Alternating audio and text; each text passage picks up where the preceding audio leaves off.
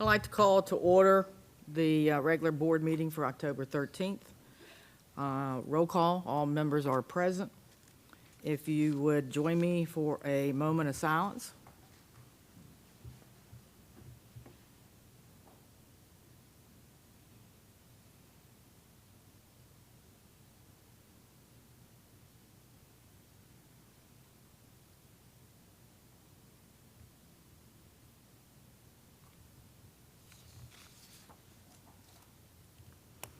We rise for the Pledge of Allegiance, please.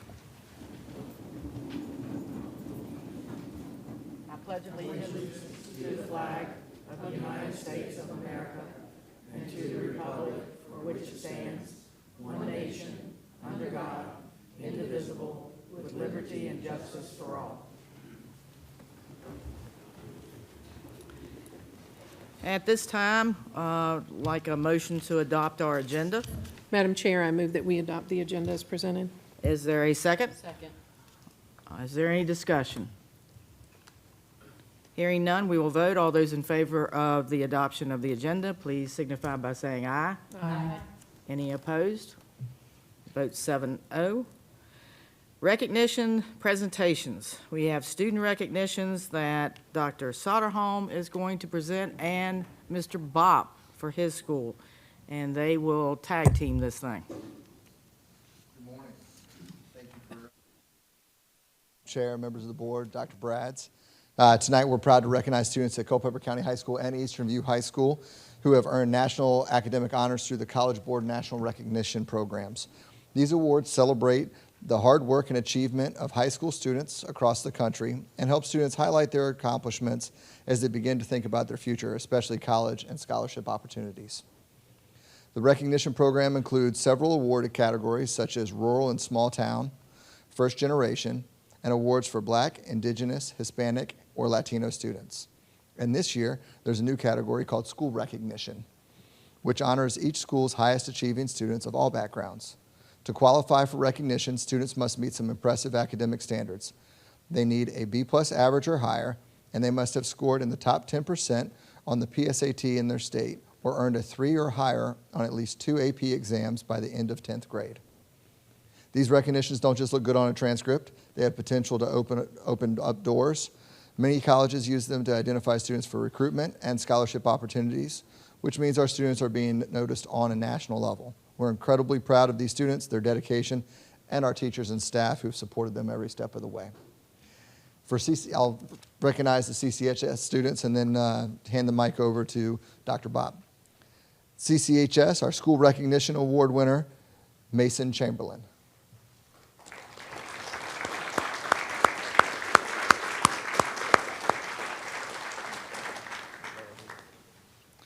And as you guys come up and get your award, if you'll just hang tight, we're going to take a great picture with CC and EVHS students together. First Generation Recognition Award winners are Jacob Chavez and Nicole Saldana.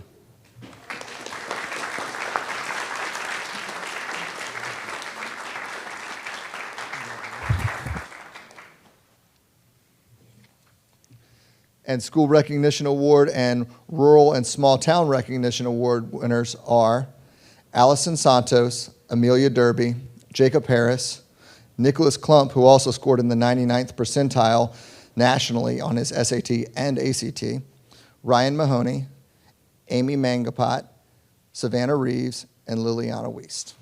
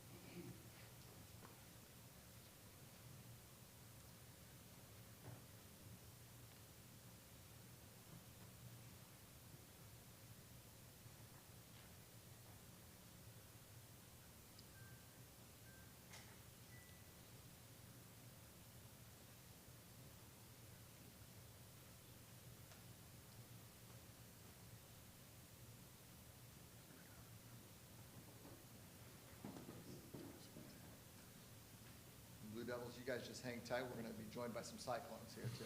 All right, some Cyclone Award winners. Up first for our School Recognition Award, Rhiannon Lacey.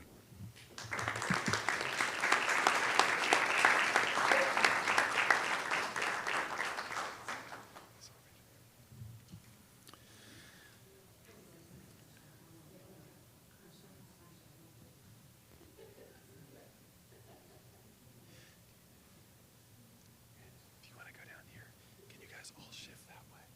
You guys all shift that way. We need a little bit more room. Up next, our School Recognition Award, Rural and Small Town Recognition Award. We have Abigail Shears and Vera Vasuna.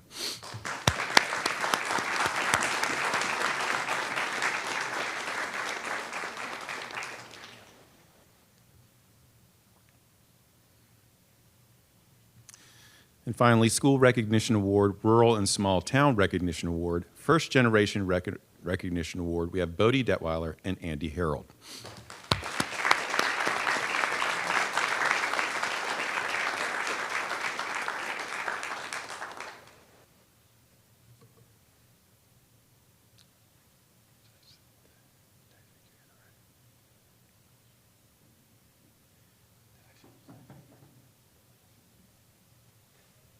Dr. Bob, should we book in this? I think so, yeah. If you guys can squeeze in, Dr. Soderholm will get over here, and I'll get over here, and we'll see if Miss Hoover can get a picture. Should I get this down?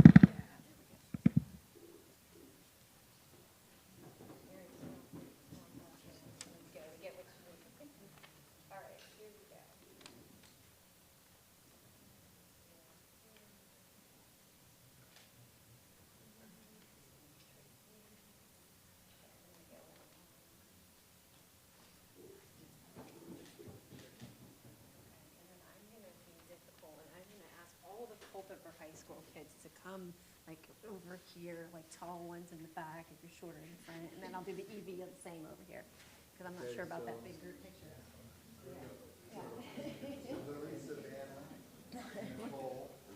I'm doing separate ones, yeah. Yeah, and we're gonna do. All right, you ready? Here we go. 1, 2, 3, take a few. All right, like that one. All right, awesome. All right, you guys ready? Here we go. 1, 2, 3. All right, and you know what, Miss Pearson, could I have you jump in this one now too, because you weren't in that one? Yep. All right, there we go. Almost done. Okay, you ready? 1, 2, 3. All right. Here, is everybody good? Yeah. All right. Okay.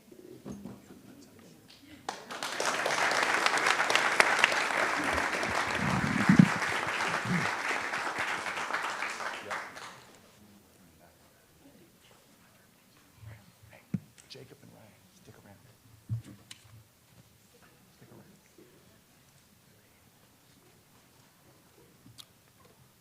around.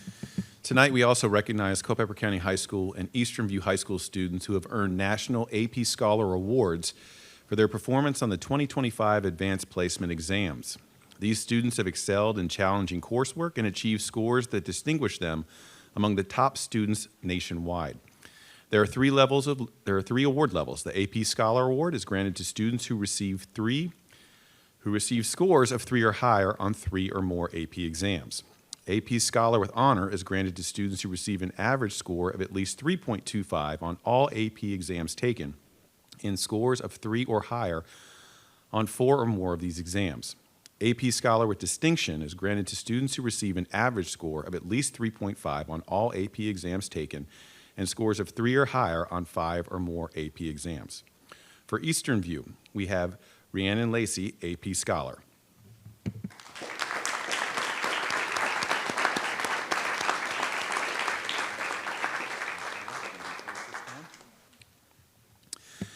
We have Vera Vasuna, AP Scholar with Honor.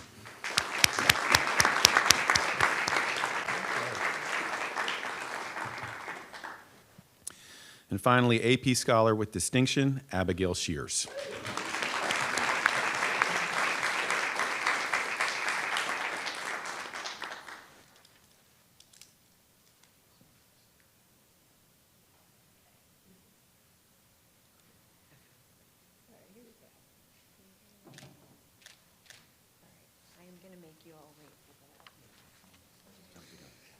And for CCHS, Jacob Chavez, AP Scholar.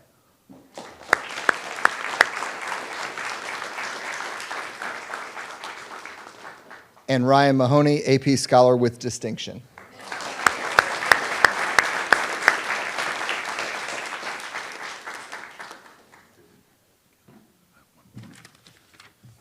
Let's get these pictures. Yeah, you gotta get back in here.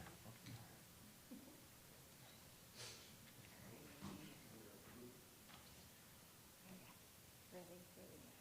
1, 2, 3, take a few. All right, we're good. We're gonna do a Culpeper one, too.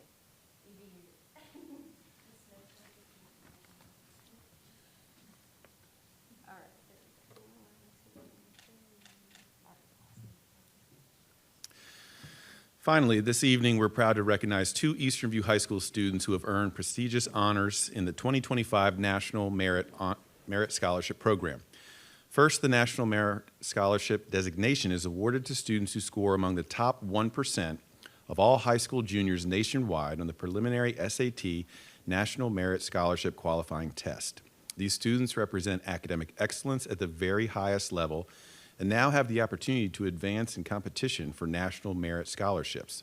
Second, the National Merit Commended Student designation is given to students who score in the top 2 or 3% of all test takers nationally. While commended students do not advance further in the scholarship competition, this recognition still reflects exceptional academic achievement and distinguishes them as among the students strongest in the country. Both designations are highly competitive and carry national recognition. We are proud of these students for bringing this honor to themselves, their families, and our schools. Their accomplishments highlight the quality of education in Culpeper County Public Schools and serve as an inspiration to their peers. Please join me in congratulating our National Merit semifinalist, Rhiannon Lacey,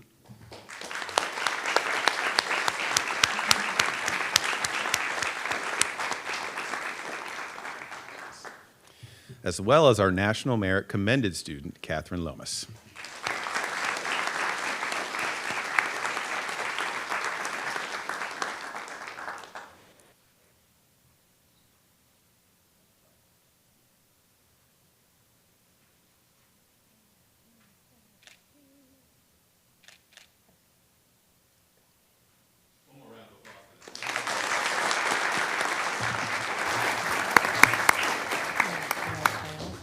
Dr. Bob, thank you very much. I think I misspoke earlier by calling you Mr. Sorry.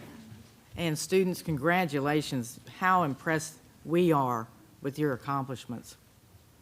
We're going to give a minute for people who might want to leave. Oh, we'll get ours later. We'll get next. No. Yeah.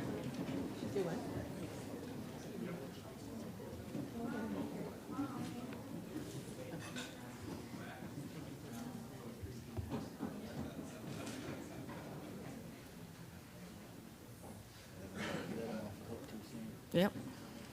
Ooh.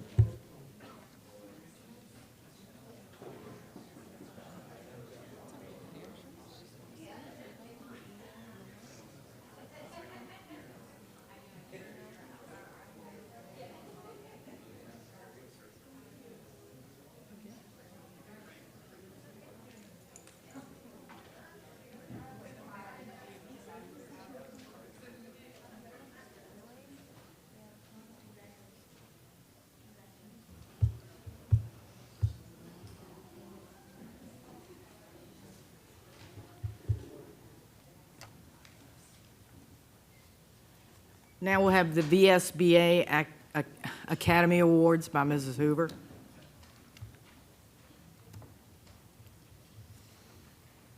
Usually we let the crowd stay for the Academy Awards. Oh, I've heard all that. Good evening. I'm here tonight to recognize the hard work and dedication of you, our school board members, through the Virginia School Boards Association Academy Awards. The Virginia Standards of Quality require local school board members to have training, and the credits earned through the VSBA Academy fulfill this requirement. And each year, the awards are presented to board members who meet the requirements between July 1 and June 30. These awards highlight the commitment of board members who dedicate their time to improving their leadership and governance skills, and this is done by attending VSBA meetings, conferences, participating in professional development, and staying actively involved in the association. There are 5 levels of recognitions with certificates and pins awarded. And so tonight I will read out, we have 4 of the 5 different categories. We have the award of recognition to Mrs. Desolé and Mrs. Morand. And we have the award of excellence to Dr. Brads and Mrs. Smith. And we do not have any award of honor this year. And the award of distinction is Ms. Baker, Ms. Burnett, Ms. Brown, Ms. Hutchins, and Ms. Pearson. And these awards reflect the dedication, time, and energy of our board members that you invest in our students and our schools and in our community. And I would like to, on behalf of all of us, to say thank you for your ongoing commitment to leadership and learning.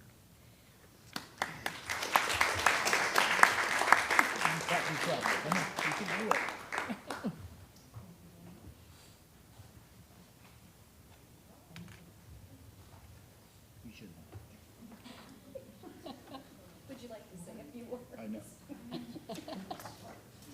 Thanks.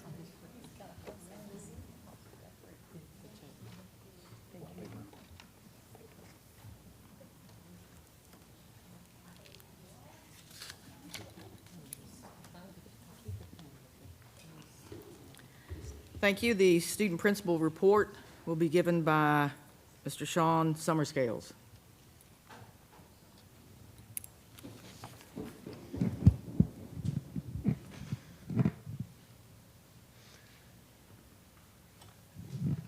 Good evening, Madam Chair, Dr. Brads, members of the board. If you can't tell, the crew with me is a little bit nervous this evening. I can promise you they're some of our best and brightest, though, and they're going to do fantastic. Thank you so much for your time this evening and for the opportunity to share exciting work that's happening in the health sciences programs at the Culpeper Technical Education Center. At CTEC, we're proud to offer 3 health science programs: Healthcare Technician, our CNA program, the Emergency Medical Technician, our EMT program, and the Medical Assistant program, our MA program. Each of these programs gives students the skills, the training, and the credentials to move directly into the healthcare workforce or to continue their education towards advanced healthcare careers. Over just the past 5 years, these programs have grown tremendously. In 2023, we added the Medical Assistant program, which has already become one of our most popular additions. We also expanded the Healthcare Technician program, doubling the number of seats available from 10 seats to 20 seats, so we can better meet both the student interest and the needs of our local healthcare employers. Each of these programs provides students with classroom learning, industry-recognized credentials, and most importantly, real-world clinical experiences. In the Healthcare Technician program, students prepare for the Virginia Board of Nursing Certified Nurses Assistant and Registered Medication Aid certifications, while completing clinical hours at the Culpeper Health and Rehab. During clinical hours, students run full shifts, assisting nurses and patients in their charge and performing skills they've learned through their training. In our Emergency Medical Technician program, students prepare for the National Registry EMT exam. Students' clinical experience consists of ride-alongs with our local company 12 to gain real-life emergency response experience, running calls, and taking patient vitals.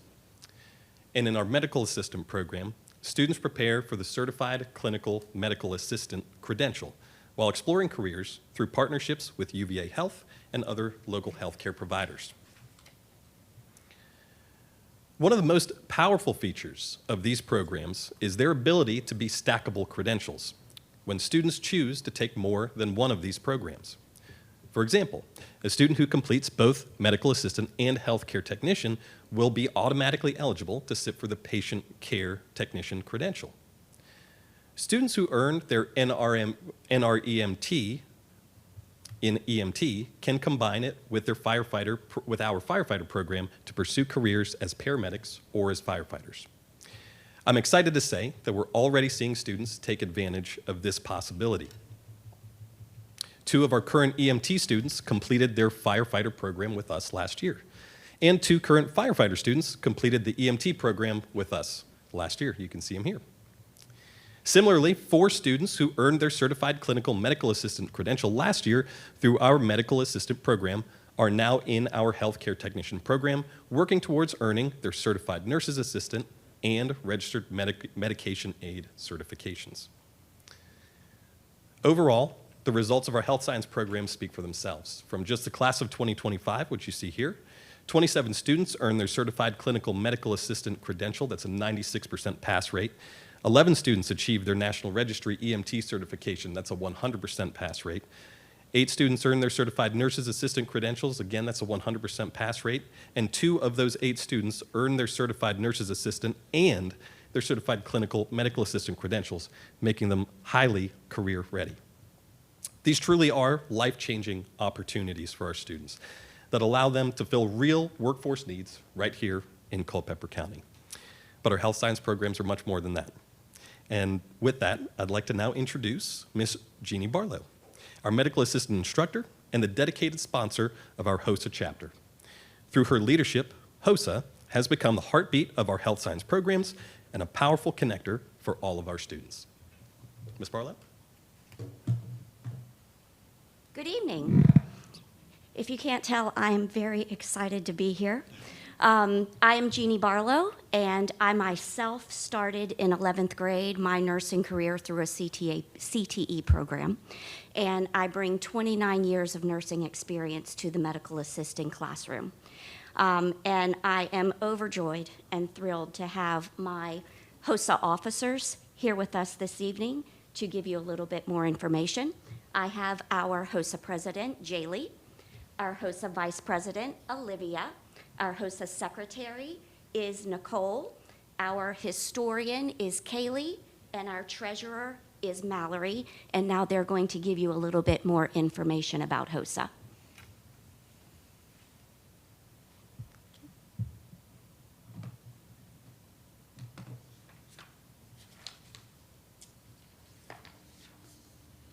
Okay, hello. My name is Jaylee Uriosigi. I'm the HOSA president, and a little bit myself is I started this because I wanted to be a neurologist. I was diagnosed with absence epilepsy, so it really inspired me to do this. Being a HOSA member means representing leadership and service and dedication. HOSA is an international student organization that empowers students to become future healthcare leaders. As active members, we have responsibilities like participating in leadership activities, serving our community through outreach projects like developing professionalism that will carry out into our future careers. Our HOSA chapter at CTEC focuses on leadership, professionalism, professional development, and giving back to our community. Thank you. Hi, I'm Olivia Hodge, and I'm the HOSA vice president. A little bit about me is the reason that I wanted to take my life towards the healthcare field is because my grandpa was a paralyzed Vietnam War vet who had received 24-hour round-the-clock care, and it really inspired me to go into the healthcare field. HOSA is a program with endless amounts of opportunities that on a normal basis, like a regular basis, we wouldn't be able to experience. However, fortunately enough for us, this has become our regular. And in the future, we're hoping for a partnership with UVA for student shadowing experiences in the hospital. And we're also having the National Guard attend a HOSA meeting in November to talk about becoming a medic and bringing their ambulance. And we will eventually assist JROTC with their radar competitions by volunteering in the first aid tent. And now for the one I'm most excited for, and I'm sure everybody else here is also excited for, is the Shenandoah University's Cadaver Lab, which we will get an up-close and personal experience with anatomy. Good evening. I'm Nicole Ferlazzo, the HOSA secretary. An important part of HOSA is giving back to our community.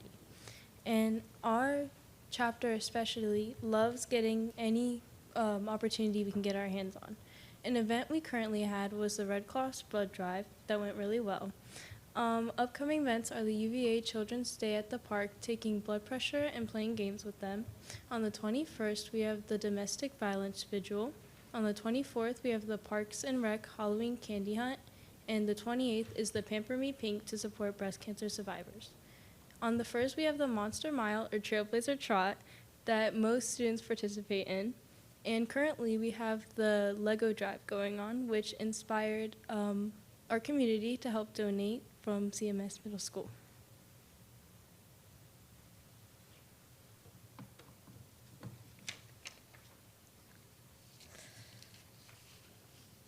Good evening, everyone. My name is Mallory Martinez, and I would love to continue further explaining the Lego Drive.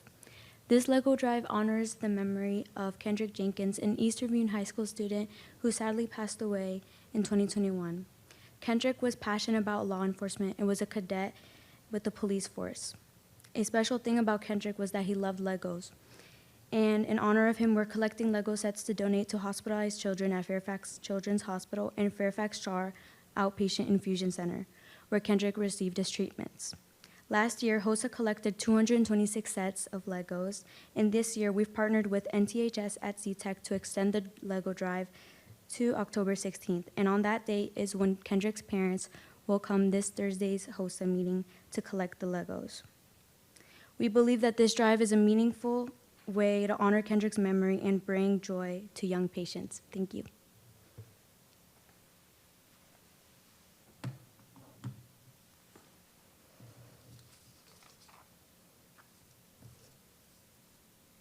Good evening, I'm Kaylee Siglenza, and I'm this year's HOSA historian. And in conclusion to our presentation, we are honored to welcome all board members and Dr. B as honorary members of the CTEC HOSA chapter. As a little piece of our appreciation, we have designed and created a designated t-shirt for each and every one of you. These t-shirts show the important role you play in supporting our chapter's mission.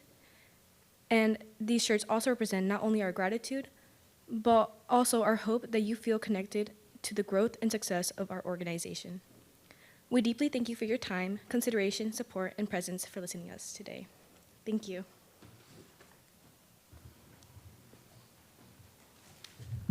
Dr. Brads, members of the board, thank you so much for the opportunity this evening. Our students will be handing out your shirts to you, and if you guys have any questions, we'd be welcome to take some. Are there any questions, comments? Ms. Desolé? Not a question, but just a comment about how exciting and impressed we are to see all of you here this evening, and thank you for your work, Ms. Barlow. It's just so exciting, and every time we get to look at a new program or something else that we can do, we just get over the top excited, and we're so proud of you and your achievements, and I know that healthcare is in good hands at Culpeper. Ms. Smith, do you have anything? Go ahead. Ditto to all of that. Wow. It's so exciting to have this program, but then to see you all makes it come alive. And we're super, super proud of you. We just want you to know that. Thank you. And thank you for what you offer for them.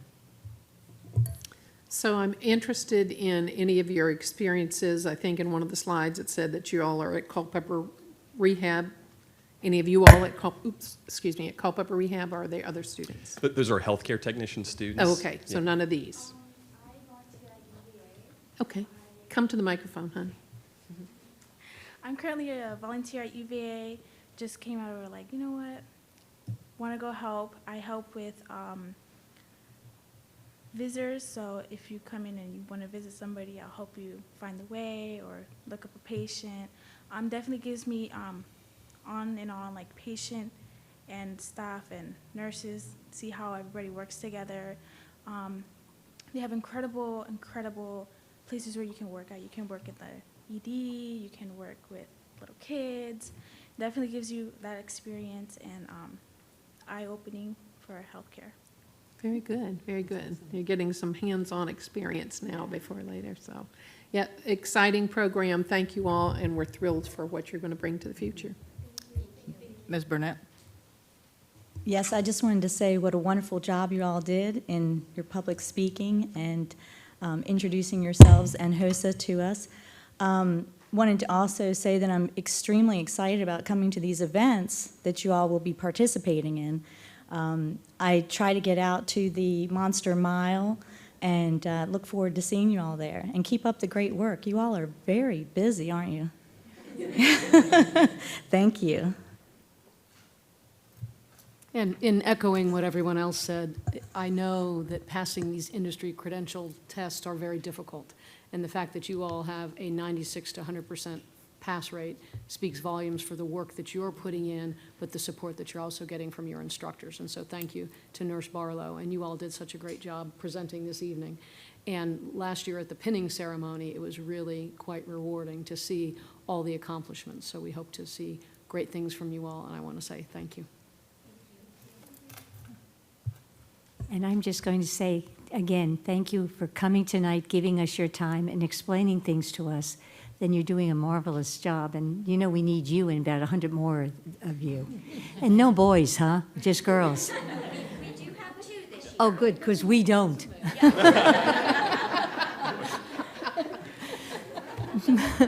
But you guys are great. Thank you so much. All right, I would like to say, I know that this all begins at the central office, Mr. Summerscales, Ms. Barlow, and then your all's commitment at your age says a lot about our future, and I appreciate that, as does every member of this board and our community at large. So thank you very much.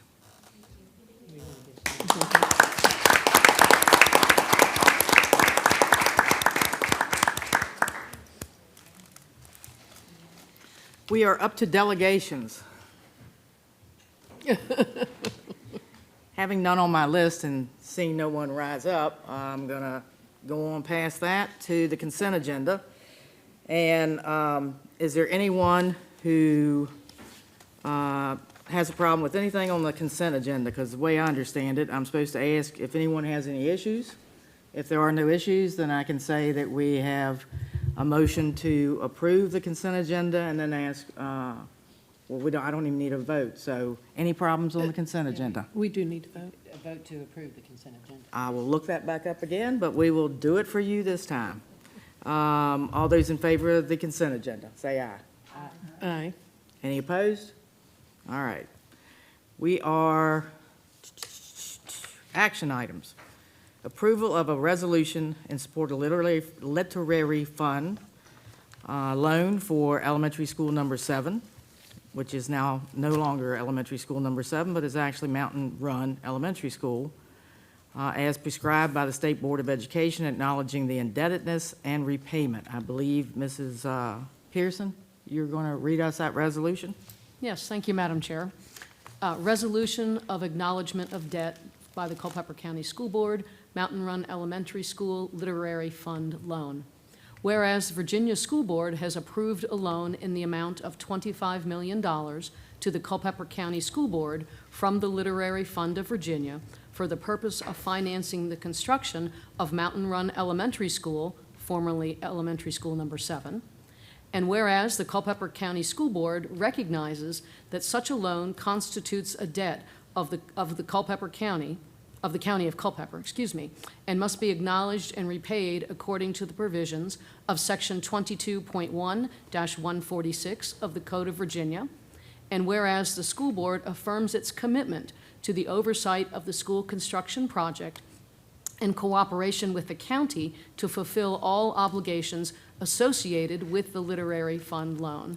Now, therefore, be it resolved that by the Culpeper County School Board that number 1, the school board hereby acknowledges the approval and acceptance of a $25 million literary fund loan from the Commonwealth of Virginia for the construction of Mountain Run Elementary School, formerly Elementary School number 7.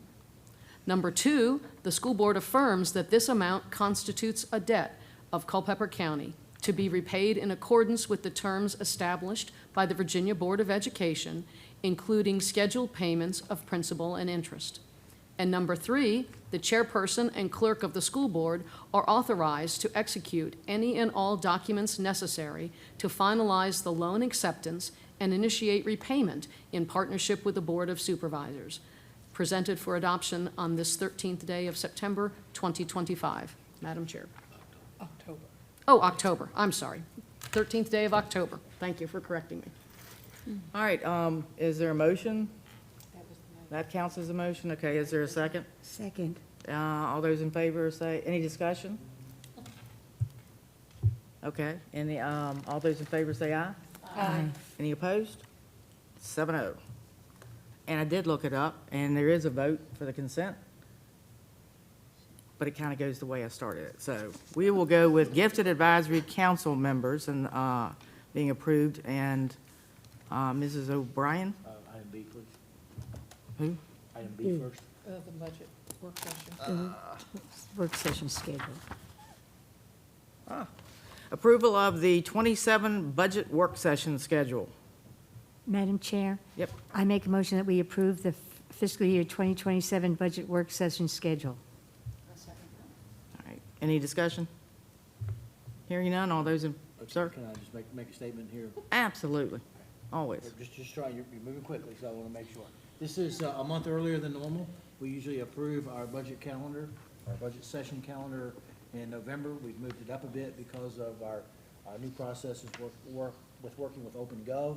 We'll note on this list that you see here, these are tentative dates for the Board of Supervisors in March and in April of 2026. We'll adjust those as... Is your mic on?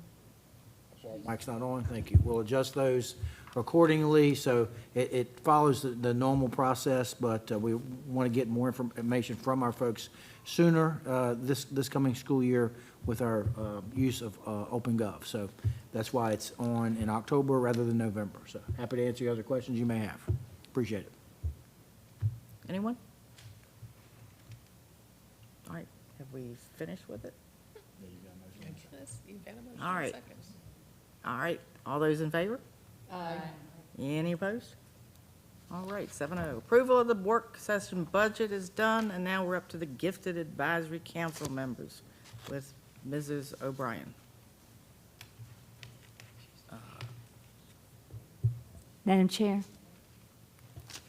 Yes, I ma'am. make a motion that we approve the, let's see, I make a motion that we approve the 2025-2026 Gifted Advisory Council members. I have a second. Any discussion?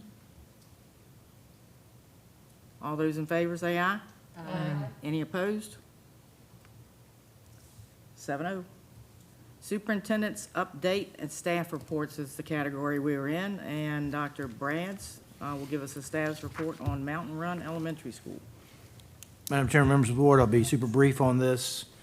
Just the sequence so far on Mountain Run. I won't go into the details of naming it. You've been through that process. Appreciate your support on that.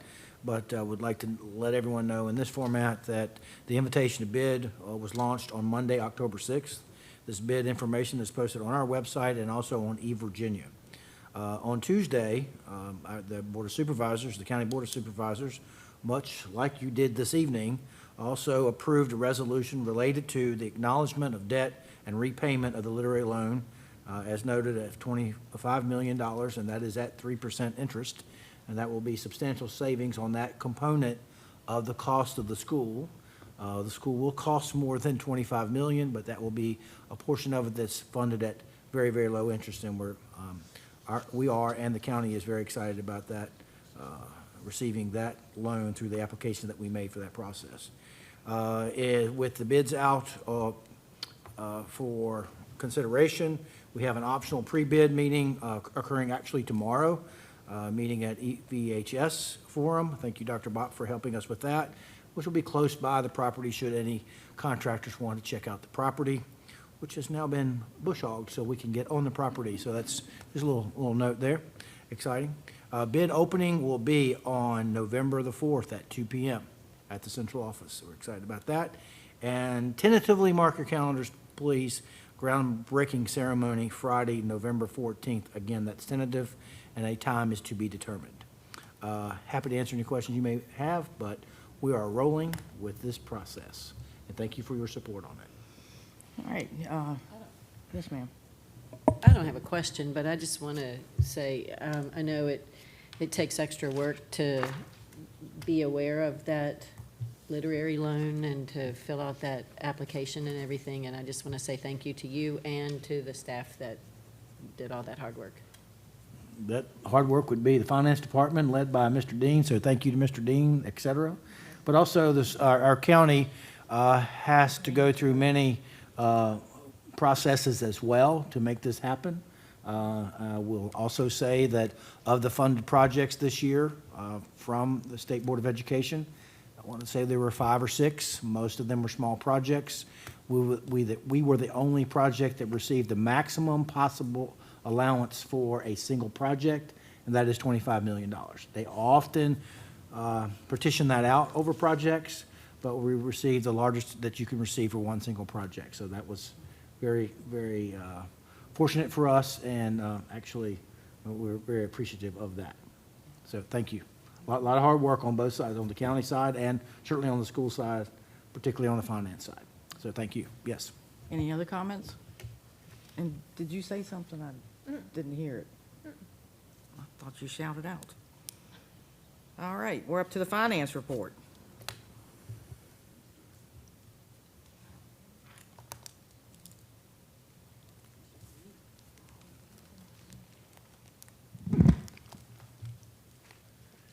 Good evening, Madam Chair, school board members, Dr. Brads. Tonight's finance update begins with our revenues as usual. This is just a recap of our funding sources for FY26. You'll see state revenues are at 66%, and second is our county funding at 29%. So as we know, our state is driven by our average daily membership. This is a slide that's very familiar to all of us here. Here you can see our ADM actually improved 41 members over last month. So that's cut the revenue shortfall to $1 million right now, which is less than 1% on our budget. The way our membership is trending is at 8,212 students currently, so that would mean our average would go up. So we should see a positive trend continue, and I will remind you, we're still early in the year. So again, we see this number going up all the way to December, and then that's where we see the drop. So we are behind budget, but you know, it's under 1% of our total budget.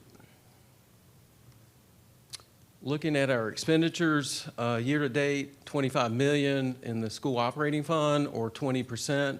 In our food service fund, we're at $825,000, or 17%. Actually, that's 16%. We adjusted that, so it should be 16%. Drilling into the detail here, our expenditures for the school operating fund, again, $125.6 million budget. We've got $100 million left in our budget. We spent 9% in September. Our expenditures month to month are very consistent. 8 to 9% is what we spend per month, except for July and June, which is our bookends of the year where our 10 and 11-month contracts kick in. So we have 80% remaining with our school operating expenditure budget. So drilling into it, you'll see currently we're trending at 20% overall of our budget. We are, last year, we're running ahead of last year, 19.5. If you look at August, you can see the blip there where we are ahead of the prior year. So what that is, when you dig into the detail, we had a fully funded retention bonus from the state that we paid our employees. So that is that blip. If you normalize this, you would take out 0.7%. So that would put us at 19.3%, and that we would actually be trending below last year. So I think we're in good shape. Looking at food service, so a budget of $5 million. Again, on normal operating months, fully serving food throughout the month, it ranges anywhere from 8 to 11%. So we're at 10%, which is very normal.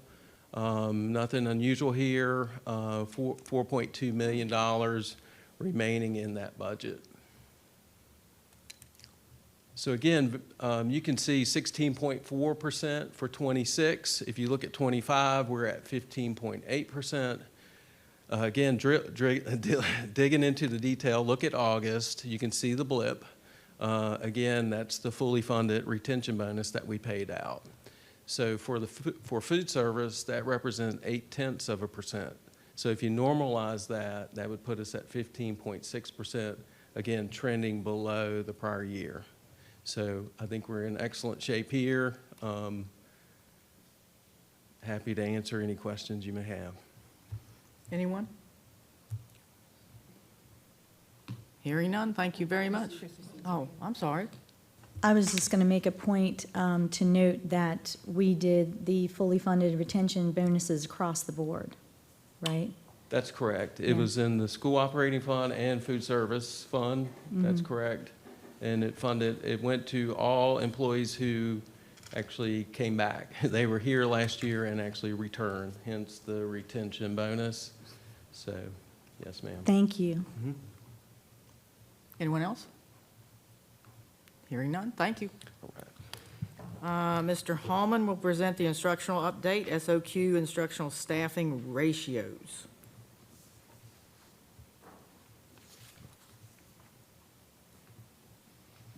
Good evening, Madam Chair, members of the board, Dr. Brads. Thank you for having me.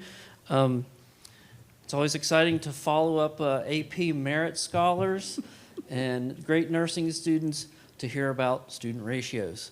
So I will try to do the best I can. Before getting into the ratios, I did want to take a moment to thank all of the organizations, businesses, volunteers, CCPS staff, including transportation and instruction department, for supporting our STEM event last week, including the volunteers here. Without the support of all those people, it would not happen. We supported an event for about 600 fifth graders. Very good day. And one other piece of housekeeping I wanted to get to. We still do not have our final accountability data. I've promised that to you now several months in a row, and I promise you it's coming soon, but unfortunately we don't have it tonight. So we're doing SOQ ratios. This is a SOQ ratio report you've heard me give several times now. So if I've done my job the last several years, it's going to be so familiar to you, you won't have any questions. But if there are, I'll be glad to take them. You are familiar with our monthly report that you see at every business meeting. That does give you the elementary ratios every month. You're familiar with those. The report that I'm required to give tonight only includes elementary, but we do bring you secondary simply because it does tend to raise questions, well, what about secondary? So this is primarily the elementary report to check our SOQ box. So very wordy slide, but you can see the ratios. I have to present them to you, excluding resource teachers and including resource teachers who count. Not everybody counts. So you can see the explanation there. Really what you want to focus on are the homeroom ratios. So really that's homeroom teacher to elementary student, not including all of those resource people. They count somewhere else, but not for this particular topic. I will point out that the class sizes there, you'll notice, are really pretty decent. And then you might say, oh my goodness, we might have some high numbers at 4th and 5th grade. It's because our class size reduction funding helps lower those numbers in K through 3. And in areas where they do go up, we are still within the SOQ. You can see it's 25-1 in 4 through 6, with no class being larger than 35 students. And when we've gotten to this point, particularly I believe at Pearl Sample, they're at 32.7, we have provided some additional para support to help out those larger classes. And all of you know why those are larger classes now, right? Right? We have a lot of growth that are going to Pearl Sample, and their numbers have started to tick up. So it's a capacity issue. Here are those ratios to point out again to make sure that I mentioned the class size reduction funding, and it falls something like this. As soon as we joined the community program for eligibility for food service, they had to go back and do a look back. So even in 24-25, they've used the same information for 25-26. So they did a look back to October 2018, 2019, and 2022 to determine our eligibility status. So the only way that it would change for a student is if they are receiving services outside of the school division, say like social services, and they apply. So that number doesn't change if they haven't applied. It just reflects back on what we had previously. And you'll notice that a couple of the schools are at 17-1, while the others are at 19-1. That just means they had more students eligible during that look-back period than the other schools did. So you might say, well, why does the class actually show that there's 22 or 23? We get to include all of those resource people in this calculation, math specialists, reading specialists, ESL teachers, those kinds of things, to help keep that ratio lower. So they get counted for class size reduction, but not for the SOQ. That's what makes it a little confusing. To look at your secondary numbers, I only bring this up because of the SOQ requirement. If I go back here, it says 24-1 in English classes in grades 6 through 12. So when we come back to look at secondary ratios, here, I wanted to bring up that we do have a few classes, English classes, at the high school level that are either at 25 or 26. So we're just right outside that window. And the requirement is that we send a letter to parents to notify them that we have gone over that. And this year, I think it was 1 or 2 at EV and maybe 3 or 4 classes at CC. But they're sitting at 25, so it's not like there's 40 in a room. Note here, please, that Phoenix numbers aren't included because those kids are already counted in the base school number, and the C-Tech kids are not included because they are also in the base number, but also because of the safety issues. A lot of those classes are capped, and so they can't go over the number for the classroom. For the count, we use math, English, science, history, world languages, and CTE. And then for the resources on this one, we included art, drama, choir, band, ITRT, gifted, PE, and ESL. So the folks who do not count are special ed administrators, counselors, librarians, deans, school test coordinators, and the trainers. So that helps get that calculation. Are there any questions about that required presentation? Anybody? I'm just going to make a comment again. I don't know how you keep all of that straight, but thank you. It's like, I'll try. Thank you. Hearing none. Thank you very much. Dr. O'Brien, operations report, please.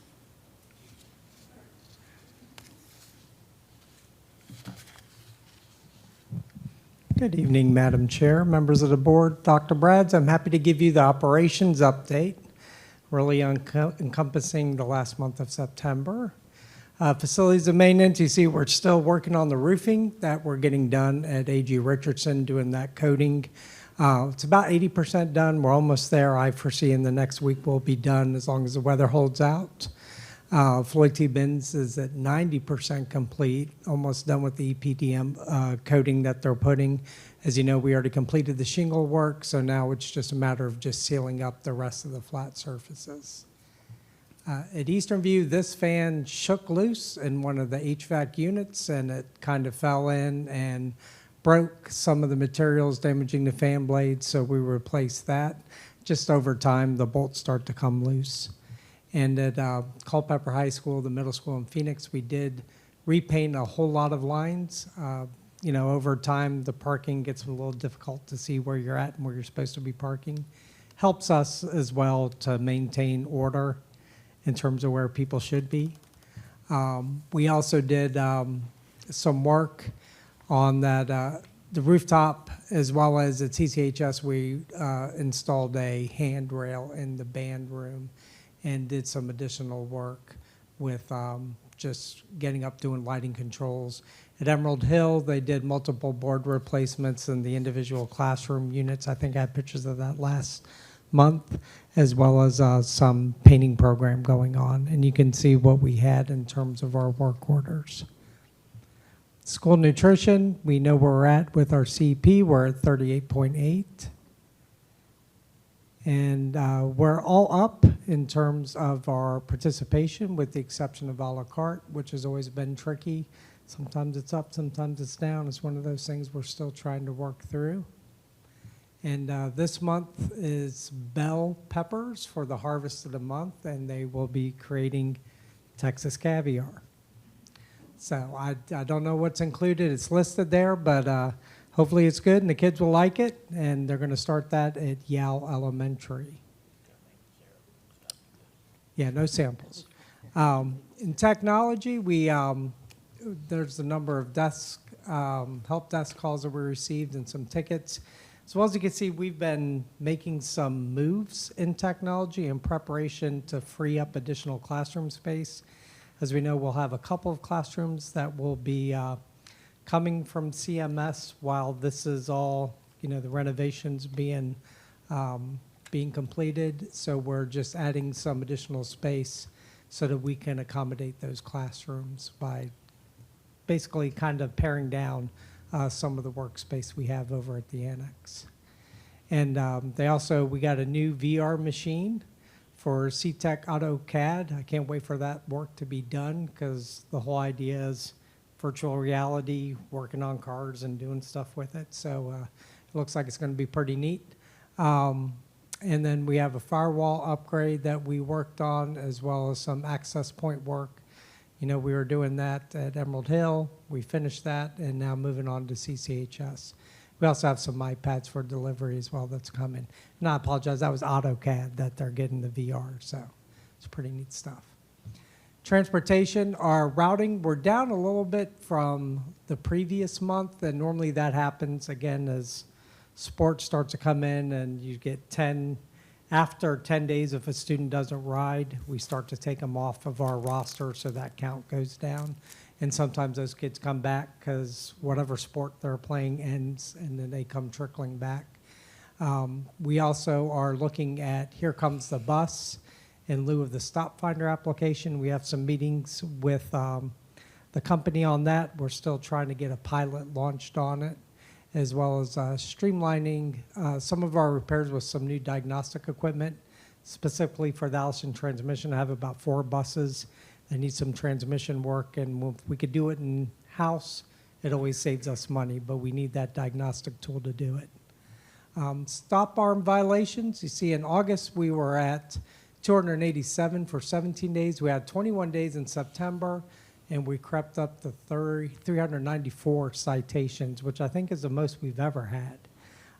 So I'm not sure if we're going in the right direction in terms of our violators of folks passing our stop arms. And the approval rate's still about, a little over 40%. New buses, we did get our 2 Bluebirds, and we received 1 of the internationals that we're putting on the road.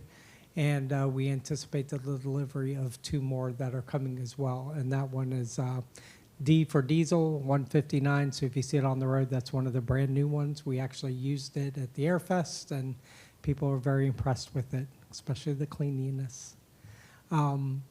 Here we are at, like was already mentioned, we supported STEMFest as well as the Airfest itself.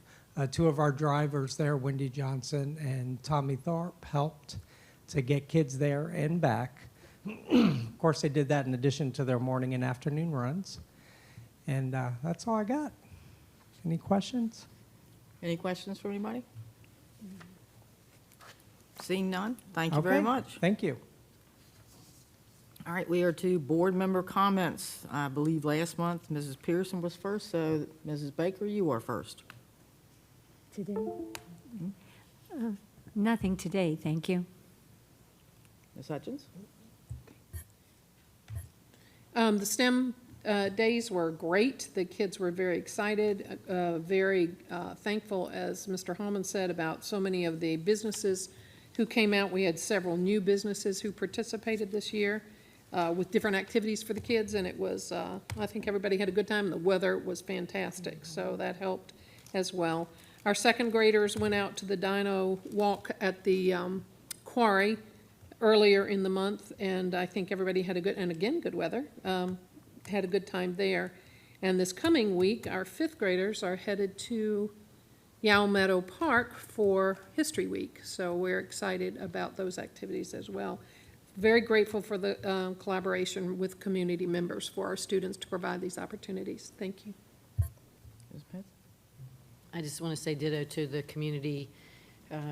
Lots of talk in the community about the STEM Fest.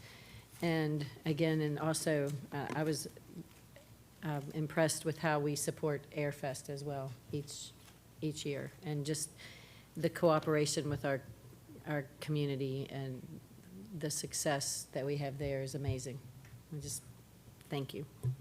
Ms. Desolé? Ms. Burnett? I had the opportunity to be out at the airport for STEM Fest and volunteer with the kids. It's always my favorite thing to help the kids build cars. Miss Pearson helped them build cars, and I help them race them. And we always have a good time with that. And one of the things that stood out most to me was that we had our C-Tech students out there helping the kids as well, and how wonderful they were and excited they were, as well as our Germana students also came out and helped with STEM Fest. But as others said, it does take the whole community to make these events happen, and we greatly appreciate all the businesses. We had a lot of business owners that were so happy to be out there, and we even had some people from the, what is it, the car, the race car, the Derby? Soapbox Derby, yes, a representative came out and was showing the kids the car and talking about that and providing information. So that was wonderful. I just wanted to give another congratulations to all of our students who received the College Board Awards, the AP Scholar Awards, and the National Merit Scholarship Awards. You all are doing amazing things, and we're very proud of you. Thank you so much to all the staff and everyone who makes all these wonderful opportunities happen for our students. Thank you so much. Again, everyone's commenting on Airfest, but it is a great program. And to tag team what you were saying about the C-Tech students, it was really interesting working with them because they could remember when they were fifth graders and that they had a positive experience. So then they were able to inspire some current fifth graders. So that was great. And then also a shout out to Colonel Phillips and all the ROTC cadets and the leadership. There was a great Raider competition on October 14th. I want to be in September still. I don't know why. But on October 4th. And it was great. That was the first time I've been able to see a Raider competition. And I'm telling you what, they are just on it like white rice. They're just very physically fit, they're very competitive, but they're very motivated, and they really are into team building, and it was an awesome day. So kudos to the Raiders and EVHS for hosting a great event. All right, thank you very much. I don't think there's anything else I could add to anyone's, so I will now do the informational items. The committee reports are on board docs from the school board members' committees. Membership numbers are there for September. The Transportation Department Appreciation Week is October 20th to 24th. Substitute Appreciation Week and American Education Week are November 17th through 21st. The Capital Planning Committee will meet October 15th at the school board office at 8:30 in the morning. The Admin Committee will meet October 21st at the school board office at 8:30. The Culpeper County School Board Business Work Session will be on October 27th at the school board office at 6 p.m. The Finance Committee and the regular school board meeting will be on November 10th with the Finance Committee at 5:15 and the regular board meeting starting at 6. We will now have a motion to go into closed session. Madam Chair, I move that the school board convene a closed session at 7:04 p.m. to consider the following personnel matters pursuant to the Code of Virginia 2.2-3711A1. The appointment of classified personnel, the transfer of certified personnel, the transfer of classified personnel, the separation of certified personnel, the separation of classified personnel, the approval of club coaching supplement for the 2025-2026 school year, approval of substitute for the 2025-2026 school year, and approval of 2025-2026 amended fall coaching supplements for CCHS. Is there a second? Second. Thank you, Ms. Smith. Any discussion? All those in favor say aye. Aye. Any opposed? 7-0. We will go into closed session in 5 minutes.